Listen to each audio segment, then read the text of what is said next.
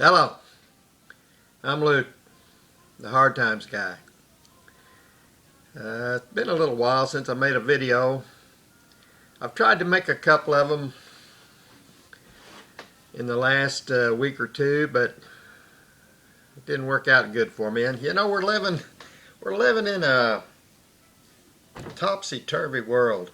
There's a lot of things going on, and a lot of people are stressed by it, and just I don't know, that people aren't quite themselves, or not able to deal with things, and it affects other things in their life. Or maybe some of these people were just like this and I didn't notice it before. But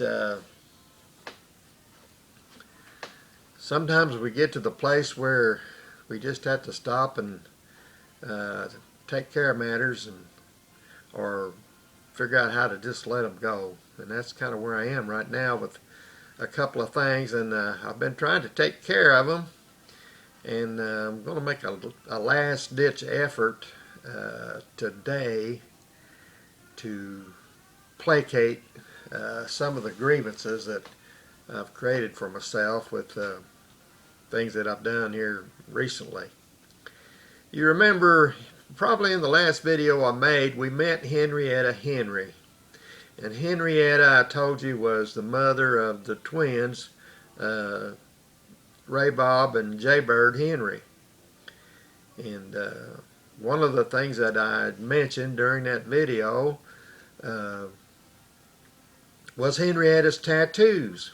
And I said something about they'd got wrinkled up to the point that you can't read them anymore. Well,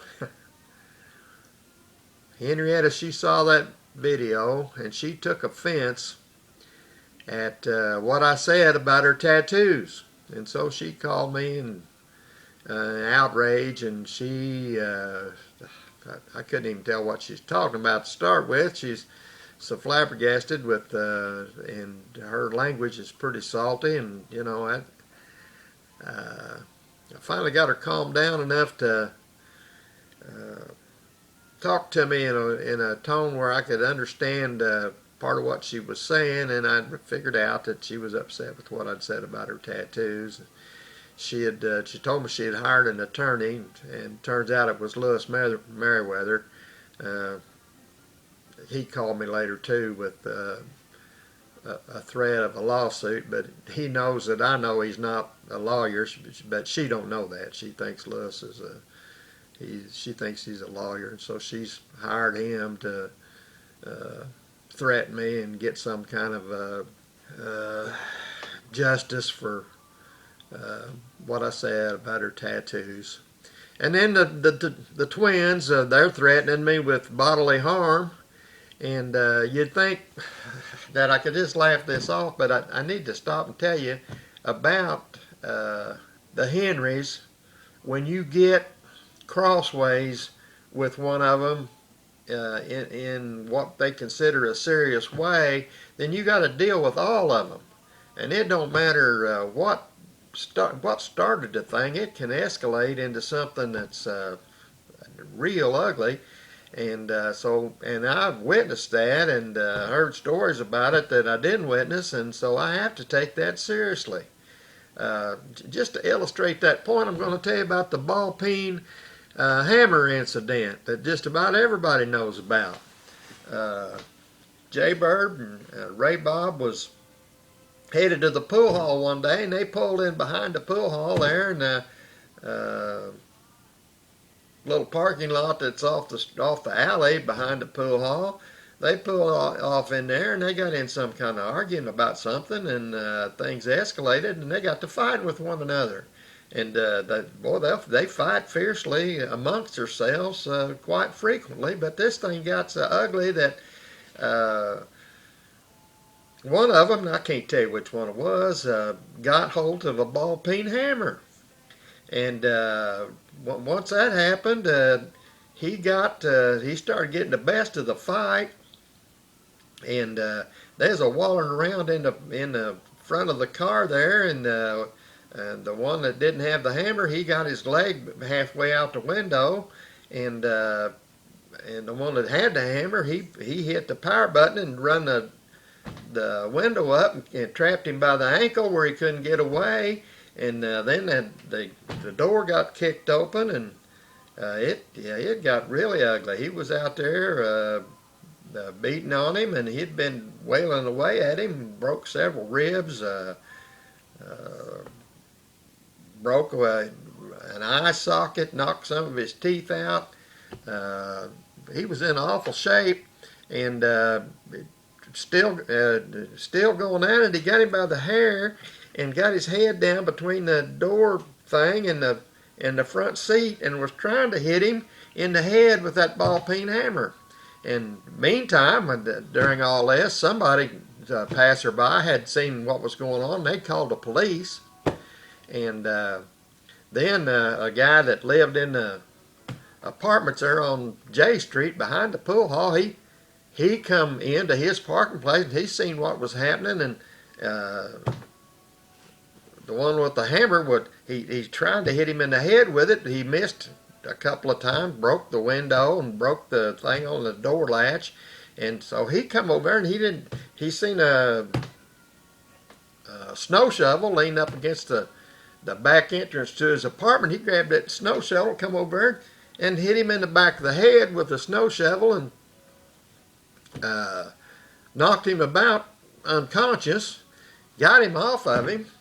And then he started trying to help the other one. He rolled a window down, got his foot loose, got him turned around there in the seat, and was trying to ask him if he was all right. And the other one jumped up and grabbed him by the throat, started screaming about him, about hitting his brother with a snow shovel, and they like to beat that poor man to death. It's a good time somebody had called the police, because the time the police got there, that guy was, they put him in the hospital with all kinds of injuries, broken bones, no teeth, lacerations that required plenty of stitches. And so, I mean, it just goes to show you that this man coming along probably saved one of them's life, and his reward for that was to get beat nearly to death by both of them. So that's why I take a threat from that family seriously. And I got their mother, and I got both them boys upset with me, so I'm trying to deal with that. One of the things that I tried to do to deal with it was I told them that I would make retraction. And they wanted me to explain what a retraction was. And I said, well, we'll get the three of you. We'll sit down. I'll have you on camera, and me, and I'll apologize to Henrietta for what I said, and we'll get this thing straightened out about Henry, and we'll show the audience what's going on, and we'll get this all cleared up. Well, they agreed to that, but then when we started to do it, one of the twins, he wouldn't get on camera at all. The other one, whenever I turned the camera on, he said, he just sit there like that, and I said, what's the matter with you? And he said, what's that light there blinking at me? And I said, that's just a little thing that blinks whenever the camera's running. He said, we're live, we're on live. I said, no, we're not on live, it's just me and you and your mom here. We're sitting here, and I'm making a video, and but he couldn't handle that. He said, I can't do that. He said, he had got out of the way. So I didn't have nobody left to put on camera but me and Henrietta. And Henrietta, I swear, that woman, she is the most uninhibited woman. Forget woman. She is the most uninhibited human being I've ever encountered. So when I put her on the camera, then everything I got was, what was I going to do with it? I tried to edit it, but I couldn't get any of it to where I could use it without it looking like something all chopped up. And I didn't want after, sometime in the future, I didn't want it to be found on my computer. I might have got arrested for some of that stuff that she was talking about and showing on there. The woman's, first of all, she's got more tattoos than I thought, and only about 2 or 3 of them could even be, when you see what they really are and what they say, you couldn't have them on a video because of the subject matter in them, or because of where they're located, uh, adjacent to her body anatomy. And she ain't bashful about it. She show you every one of them, and she tried to on my camera. I said, "Whoa, whoa, whoa, Henrietta, you can't do." But she went right ahead with it, and you know, I had the camera sitting. It wasn't like I could turn it off. It's sitting over there like it is now. And before I could get her slowed down, she done went the whole mile. Uh,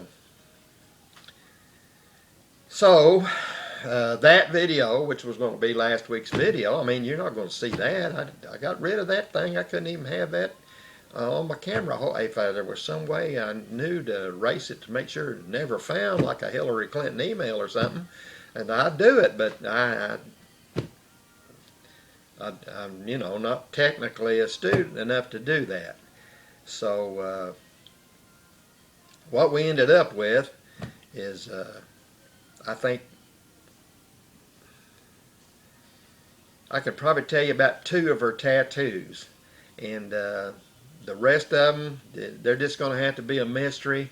I apologize. I'm apologizing for her and to you, my public, for what I said about her tattoos. I'm going to explain to you the best I can about the 2 that I can talk about without blushing. One of them's on the upper right arm, and she took her arm, and she can grab her arm. She's got long fingers and long fingernails, and so she can get a hold of stuff. And she took her arm like that and grabbed it, and she did that with her arm and stretched that out, and then I could see it. You know, I said, well, I'll see kind of what it says now. I said I could always tell that it started with a B. I thought it was something about Black Lives Matter. And when I said that, I had to duck. She threw something at me, and the boys jumped up, and I thought my life was in danger again right there. She went on a rant for, I don't know, 20 minutes about Black Lives Matter. I had to run and keep backing up to get away from her, so I couldn't use none of that. But anyway, got her calmed down from that. And what her tattoo says is "Born to Lose." She gets it all stretched out there like that, and you can see it says "Born to Lose." It's got a heart with a dagger sticking in it or something, and it's got a couple of flags crossed. I think it's the American flag and the Confederate flag crossed on the tattoo. She gets it stretched out there enough you can see it. That's what it is. So that's really all I could. I could have probably took a picture of that one and showed it to you, and I should have, but. That's the only one I could have took a picture of. She's got a picture of the other one that I can talk about. She's got one right here in her cleavage. Actually, it started out right here in her cleavage. It's down here about her belly button now, and it looks like, nowadays, it looks like 2 socks with a golf ball in them hanging there with something dark blue on them. Looked like a striped snake or something hanging in her shirt, but she got a picture. She had this made in 1948, she told me. She got a picture of it in 1948. What it is, it's that old V8 Ford emblem on either side there in her cleavage, and you could read it. It said, "Flathead," or it said, "V8 powered, you flatheads," what it said on it. And you could see the V8 emblem in there and understand what it looked like in 1948. And probably, I don't know, it was halfway good looking tattoo back then. A little, you know, he had to have quite a bit of exposure to see it all, but flathead V8 emblem. And nowadays you couldn't look at that thing. I mean,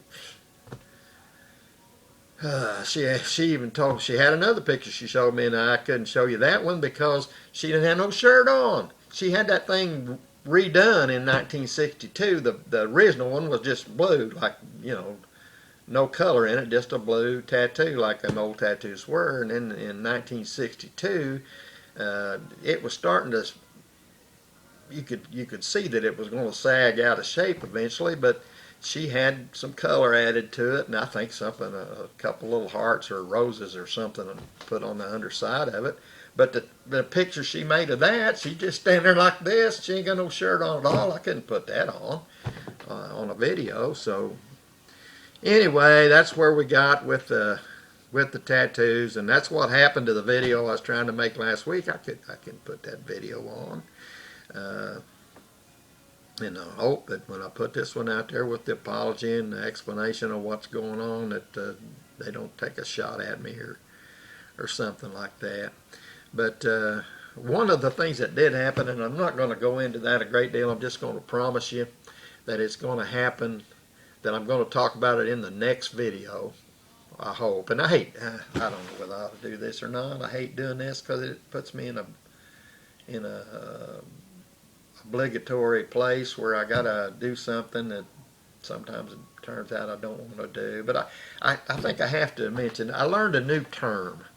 And this is a Henrietta term for a class, a totally new group or a class or a subgroup of people that have been created in the last 8, 9, 10 months in our country. And she's got a name for them and a definition for them. And I think she's even got them broke into 3 categories. And it was so interesting.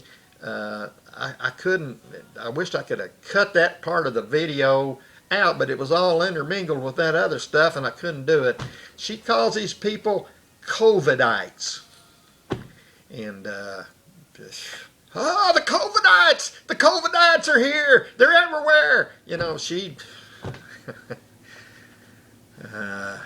I can't go into it in this.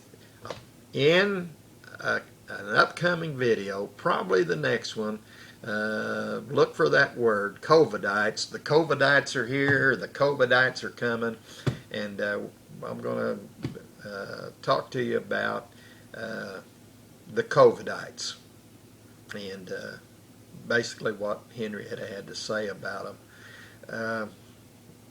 For the remainder of this video, I'm going to talk about a family, something that from my youth. I've got to try to salvage my videos to the place where I'm getting back closer to what I intended them to be to start with.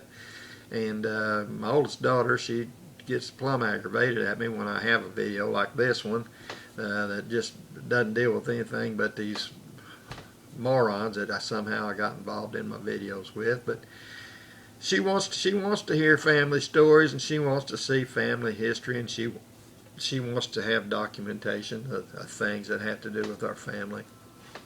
And Betty and I the other day, we got in the convertible and took off, and it was a little bit of a cool day for the convertible. We didn't know it when we left, but before we got home it got chilly. But anyway, we took off and went on a sojourn out through the country and ended up going west on State Road 54 and went State Road 54 into Bloomfield, and then took a road out of Bloomfield. It's 231, I think, and it became 67. We went through Freedom. I'd never been to Freedom before, I don't think, and we went through there and looked around at some stuff, and then that road led to what is it over in Owen County? Escapes my Spencer. We got to Spencer, and we come back then from Spencer through Ellisville and Bloomington and on home. But that was a little trip we took, and on the way into Bloomfield, about 3 miles this side of Bloomfield, east of Bloomfield on Highway 54, is a homestead where, when I was a boy, my aunt and uncle and my cousins lived there. My aunt Dot, we called her actual name was Leona, and Uncle Cobb, and his actual name was Charles. Dot and Cobb Ferguson, and they lived there. I don't think Stella was their oldest daughter, and she was some older than me, and in my childhood memory, Stella didn't live there. She was already graduated from high school and gone to college or wherever she went, and then she eventually got married to a man named Robert Moody and moved over to Sullivan, Indiana, but I don't think she ever lived there that I can remember. Of course, she did live there, but she didn't live there in my remembrance. Uh, Sammy was my cousin, a year older than me, and he lived there. And then they had a late in life boy that they named Tracy, and he was raised there too. But Aunt Dot and Uncle Cobb's, Highway 54. There's lots of stories that I could tell you about that place, and we were going by there, so I just pulled in the driveway, and I intended to go knock on the door. I wanted to see something, if something was still there, and I walked around the end of the house, and I could see it was. I knocked on the door. There wasn't nobody there. There's some kind of sign in the window about a bank repossession or something. It looked like the place had been sitting empty for a while, and it was pretty sad in how things had deteriorated. I looked around and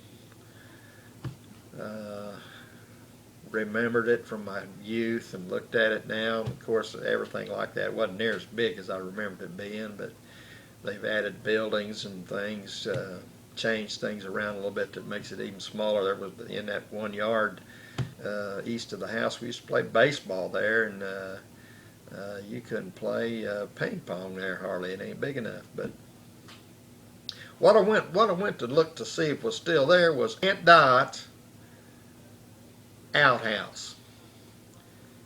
And yeah, let me just tell you about Aunt Dot's outhouse.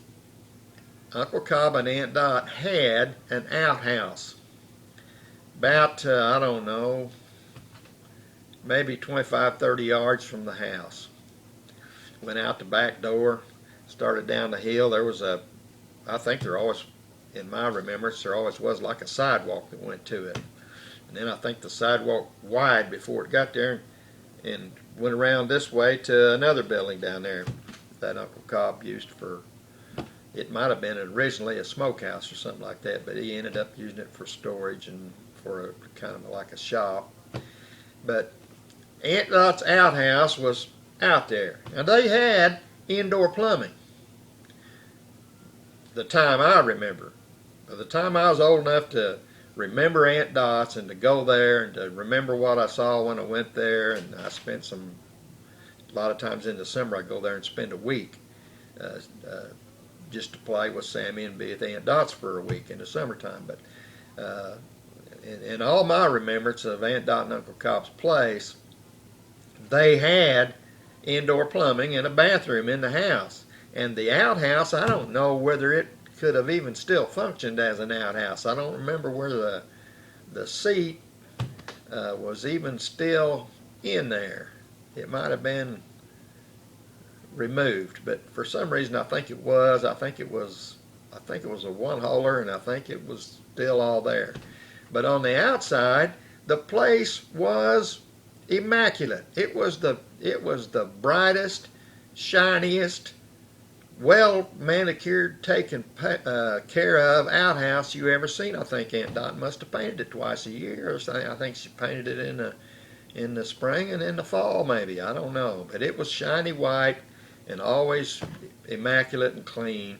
And there in that Y between where the sidewalk split and went around it, from there up to the outhouse was always flowers. In fact, that's the first place I ever seen a hummingbird. In Bloomfield, back before people got them little plastic things and fed hummingbirds, Aunt Dot's flower garden by her outhouse attracted hummingbirds occasionally. And I'd see one there occasionally. And butterflies, she had them by the hundreds. They was, probably in one sighting in one day, you'd see more butterflies there than a lot of people see in their lifetime nowadays. They're just like the butterflies was just everywhere on them flowers she had. And I don't know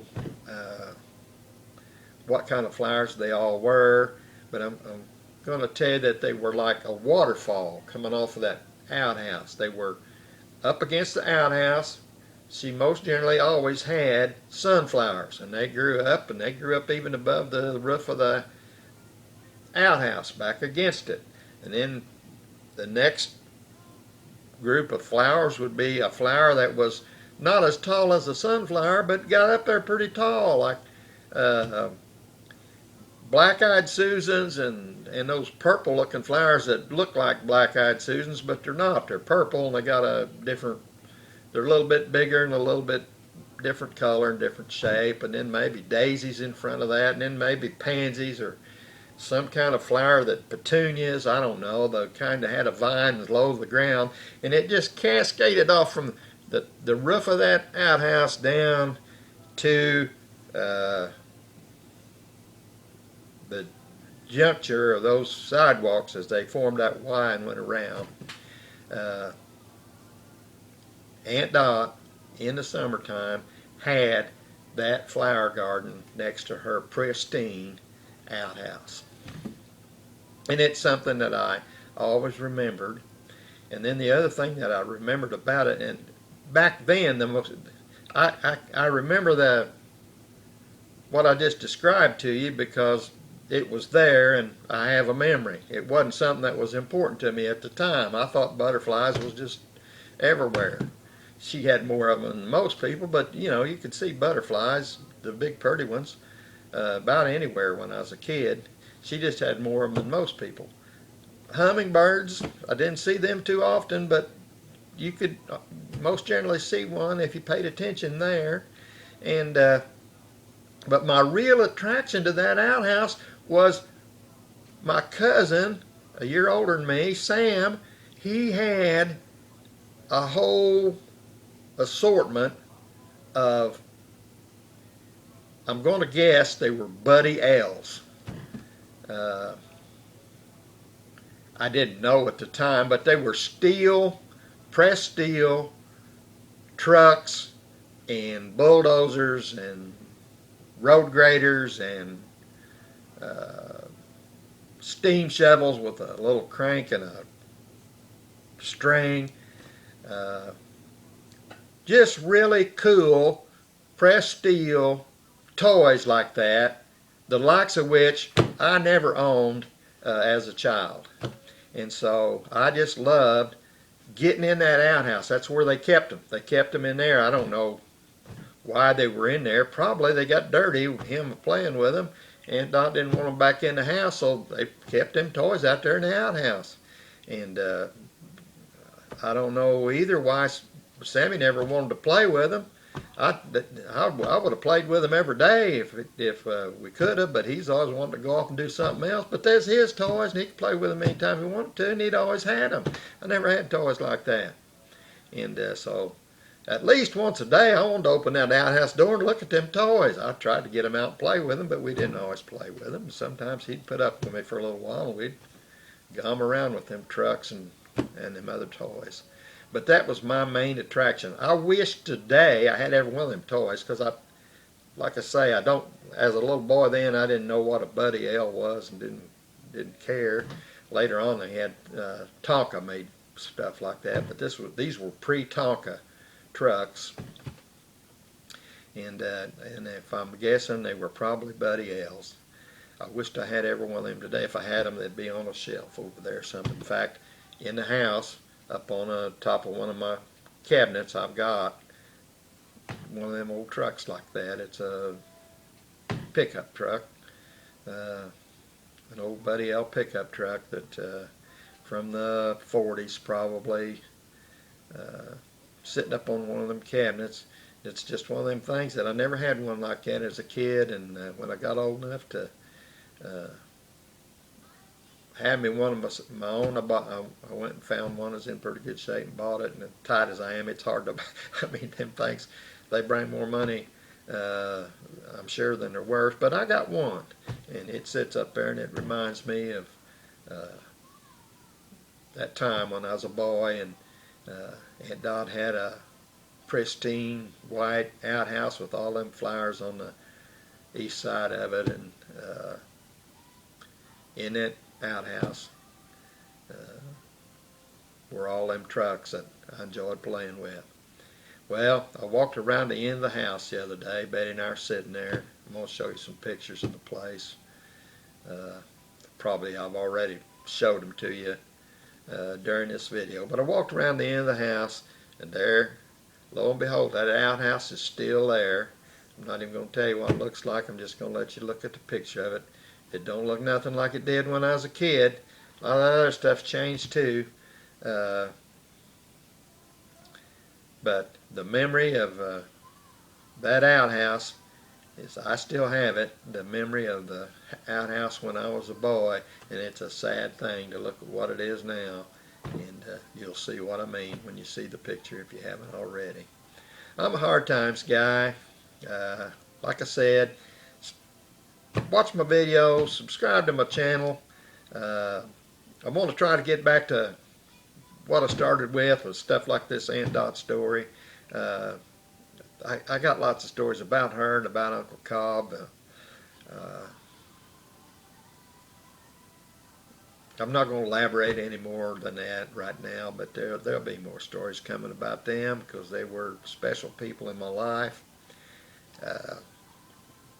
But today you heard about Aunt Dot's outhouse, and you've seen a picture of what it looks like now.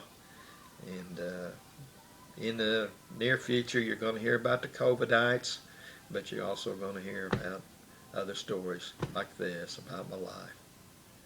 I'm a hard times guy. Until the next time.